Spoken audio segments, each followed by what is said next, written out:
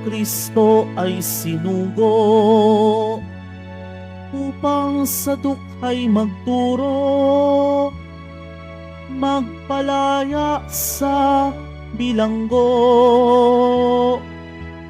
Alleluia,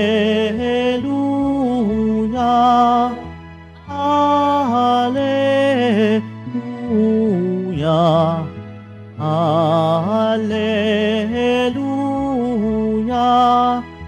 Alleluia.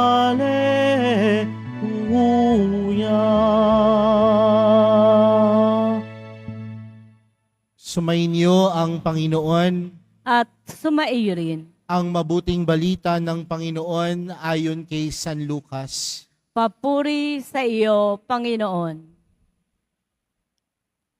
Noong panahong iyon, umuwi si Jesus sa Nazaret na kanyang nilakhan. Gaya ng kanyang kinagawian, pumasok siya sa sinagoga ng araw ng pamamahinga. Tumindig siya upang bumasa at ibinigay sa kanyang aklat ni Propeta Isaías. Binuksan niya ang aklat sa dakong kinasusulatan ng ganito, "Sumasa akin ang Espiritu ng Panginoon, sapagkat hinirang niya ako upang ipangaral sa mga dukha ang mabuting balita.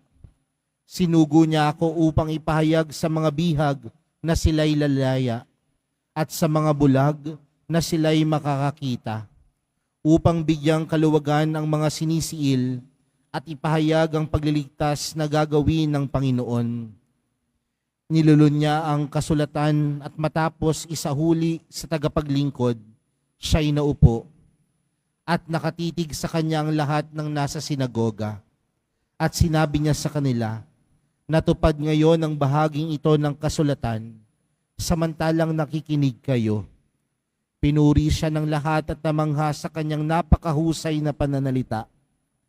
"Hindi ba ito ang anak ni Jose?" tanong nila. Kaya't sinabi ni Jesus, "Walang pagsalang babanggitin ninyo sa akin ang kawikaang ito. Doktor, gamutin mo ang iyong sarili.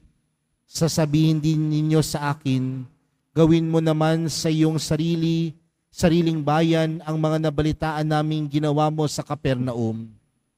At nagpatuloy ng pagsasalita si Jesus. "Tandaan ninyo, walang propetang kinikilala sa kanyang sariling bayan. Ngunit sinasabi ko sa inyo, maraming babaeng balo sa Israel nung kapanahunan ni Elias nang hindi umulan sa loob ng tatlong taot kalahati at magkaroon ng matinding tagutom sa buong lupain. Subalit hindi sa kanino man sa kanila pinapunta si Elias, kundi sa isang babaeng balo sa Sarepta sa lupain ng Sidon. Sa dinami-dami ng mga ketongin sa Israel nung kapanahunan ni Eliseo, walang pinagaling isa man sa kanila. Sinaaman pang taga-Syria ang pinagaling. Galit na galit ang lahat ng nasa sinagoga nang marinig ito. Nagtindigan sila at pinagtabuyan siyang palabas sa taluktok ng burol na kinatatayuan ng bayan upang ibulid sa bangin. Ngunit dumaan siya sa kalagitnaan nila at umalis. Mga kapatid, ang mabuting balita ng Panginoon. Pinupuri ka namin, Panginoong Heso Kristo. Magsiupo muna po ang lahat. Magandang tanghali po sa inyong lahat. Magandang tanghali po, Father. Mga kapatid, tayo pong lahat ngayon ay nagtitipon bilang isang mag-anak ng Diyos sa pagdiriwang ng banal na Eucharistia. Sa kabila ng masamang panahon, tayo pa din po ay nagtitipon upang ipagdiwang ang misang ito. Kaya isama po natin sa ating mga dalangin sa mga oras na ito ang ating mga kapatid na napipinsala ng napakalakas na hangin at napakalakas na ulan. Alam natin mga kapatid ang kakayanan ng Diyos. At pinakita ni Jesus ang kakayanan ng Diyos sa iba't ibang misyon na kanyang ginagawa.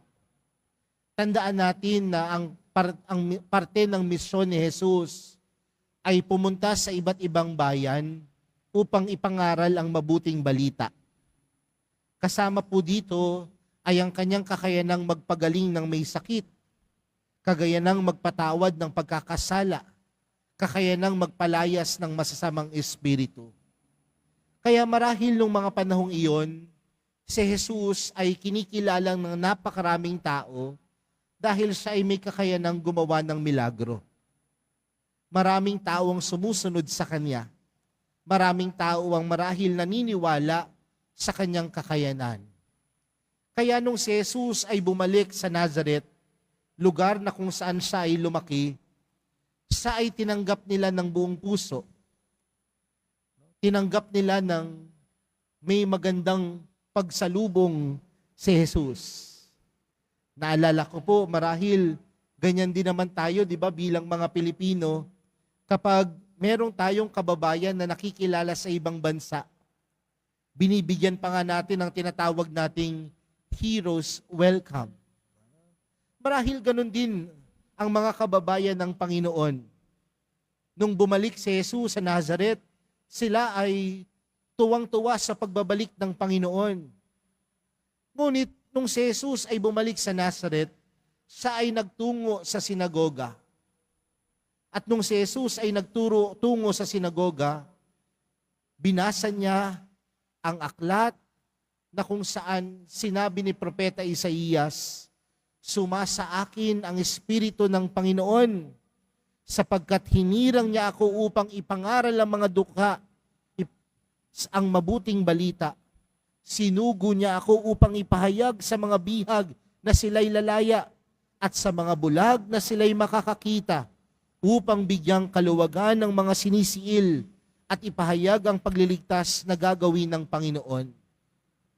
Sinasabi ng Panginoon na sa kanyang buhay, sumasa kanya ang Diyos Ama. Sa kanyang buhay, sumasa kanya ang Espiritu Santo.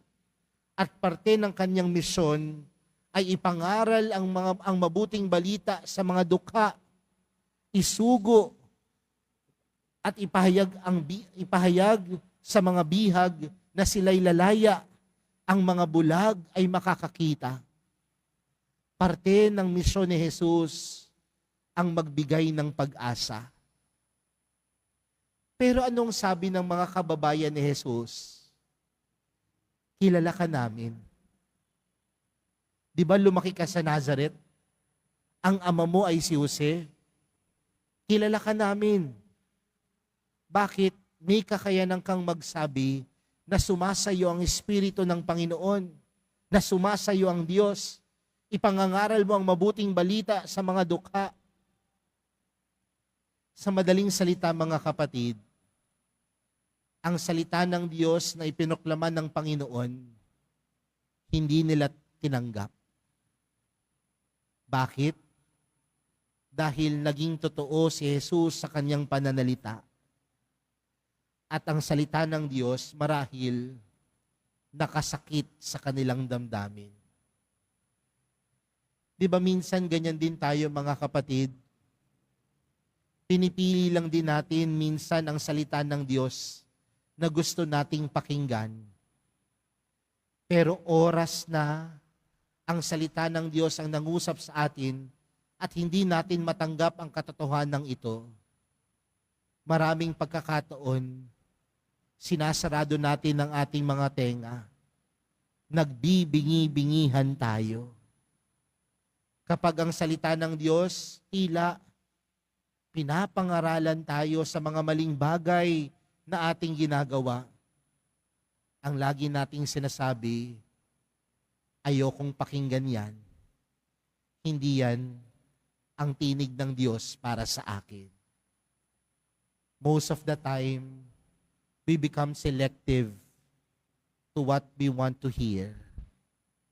Pinipili lang natin ang mga salita ng Diyos na tila nagpapagaan ng ating kalooban. Pero minsan kapag ito'y nagtuturo na sa atin, tila ayaw natin pakinggan. Kaya nga, yung mga kababayan ng Panginoon, ano ang ginawa nila kay Jesus? Pinalayas si Jesus. At ganyan din tayo, mga kapatid. Oras na pinipili lang natin yung mga bagay na gusto nating pakinggan patungkol sa salita ng Diyos, parang pinapaalis natin ng Panginoon. At oras na pinapaalis natin ng Panginoon, yan din ang mga pagkakataon na para din nating tinataboy ang grasya, biyaya, kabutihan, at pag-ibig ng Diyos. Kaya ang hamon sa atin mga kapatid, ang salita ng Diyos nangungusap sa atin. Masaktan man tayo, pero ito ay may turo na pwede nating gamitin araw-araw. Ang salita ng Diyos ay nangungusap sa atin upang ito ay magbigay ng paalala, ng pagpapala, ng grasya at pag-ibig ng Diyos. Kaya po sa araw na ito mga kapatid, buksan natin ang ating mga puso, buksan natin ang ating mga kalooban, buksan ang ating mga tenga, upang ang salita ng Diyos tumimo sa atin at matanggap ang grasya, biyaya, pagpapala na ipinagkakaloob ng mahal na pong Jesus Nazareno. Amen.